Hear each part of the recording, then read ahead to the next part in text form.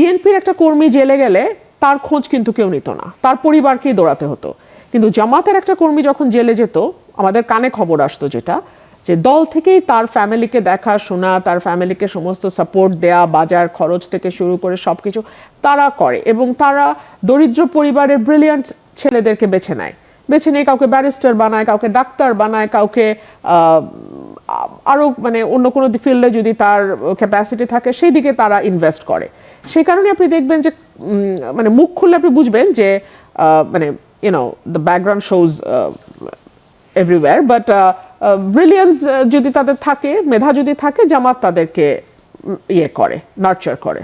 They were with the government for many many years, এবং তারা তো একসাথে সরকার গঠন করেছে, একসাথে বিরোধী দলে থেকেছে, একসাথে আন্দোলন করেছে, একসাথে ক্ষমতার হাওয়া বাতাস খেয়েছে। সো এখন তো তারা একসাথেই। কিন্তু মুশকিল হচ্ছে জামাত 77 আসন, এটা কিন্তু হিস্ট্রিতে কখনো হয় নাই। সো তারা এখন চেষ্টা করবে সরকারের ব্যর্থতাগুলোকে বাড়তে দিতে, সরকারকে আরো সময় দিতে, এবং আরো যাতে সরকার আরো বেশি ফেল করতে থাকে, বিভিন্ন জায়গায় আরো বেশি ডুবতে থাকে। তখন জামাতের জন্য যেটা সুবিধা হবে সেটা হচ্ছে যে তারা হয়তো নেক্সট ইলেকশনকে টার্গেট করে আগাতে পারবে। যদি আওয়ামী লীগকে নির্বাচন সিনারিওর বাইরে রাখা যায়, নির্বাচনী মাঠের বাইরে রাখা যায়, তাহলে জামাত এই স্বপ্নটা দেখতে পারে যে আগামীতে হয়তো তারা মেজরিটি নিয়ে আসতে পারবে। সো এইটা হবে তাদের গেম প্ল্যান। এই যে লং মার্চ, মহাসমাবেশ, এগুলো সব কি বোগাস? না, বোগাস ঠিক না। একটা রাজনৈতিক দল তার নেতাকর্মীদের চাঙ্গা রাখার ব্যাপার আছে, নেতাকর্মীদের মধ্যে আমরা যে বিরোধী দলে আছি সে একটা উদ্দীপনা রাখবার ব্যাপার আছে, প্রশাসনকেও একটা সিগন্যাল দেওয়ার ব্যাপার আছে যে আমরা কিন্তু শক্তিশালী বিরোধী দল। এবং ডেফিনেটলি জামাতের যেটা সুবিধা হয় যে ধরুন ঢাকায় তারা একটা সমাবেশ করবে, কথার কথা, নীলফামারীও তাদের যে কর্মী আছে উনিও ঢাকায় চলে আসবেন। আবার নীলফামারীতে যখন তারা সমাবেশ করবে, ঢাকার যেই যাত্রাবাড়ির কর্মী আছে উনিও নীলফামারীতে চলে যাবেন।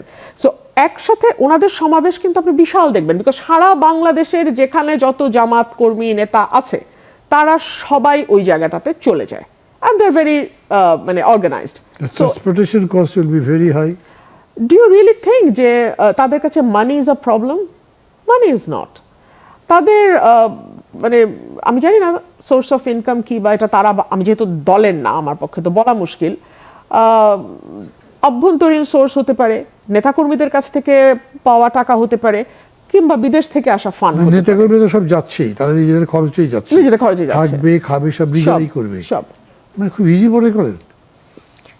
ইজি। সেই কারণে আপনি দেখবেন যে মানে মুখ খুললে আপনি বুঝবেন যে মানে the background shows everywhere, but brilliance যদি তাদের থাকে, মেধা যদি থাকে, জামাত তাদেরকে করে, নার্চার করে।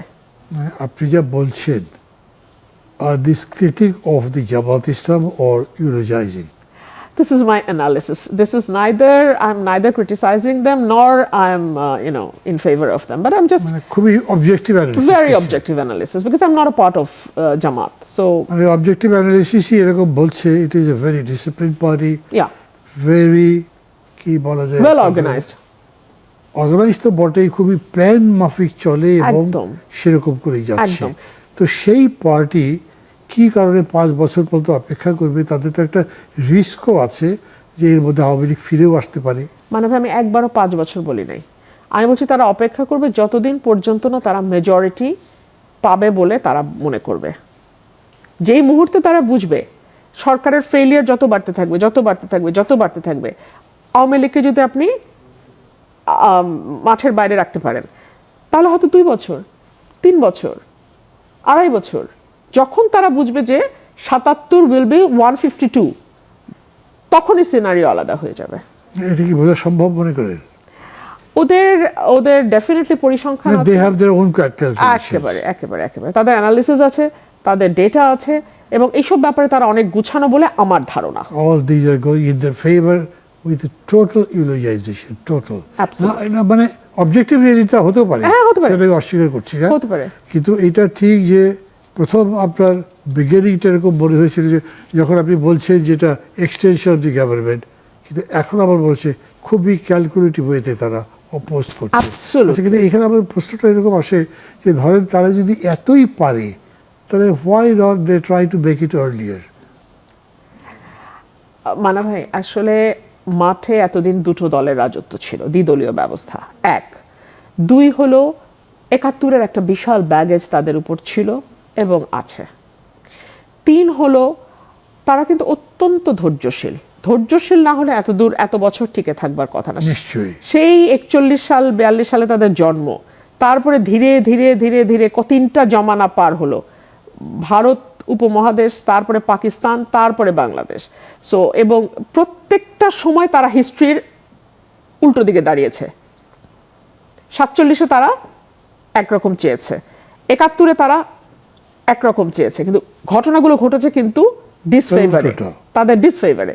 সো সেই জায়গাগুলো অতিক্রম করে এসে এখানে এসে দাঁড়ানো, ধৈর্য আছে, যেটাকে আমরা পার্সিভিয়ারেন্স বলি, খুব পার্সিভিয়ারেন্স তাদের অসাধারণ, লেগে থাকা। সো এই লেগে থাকা তো এক সময়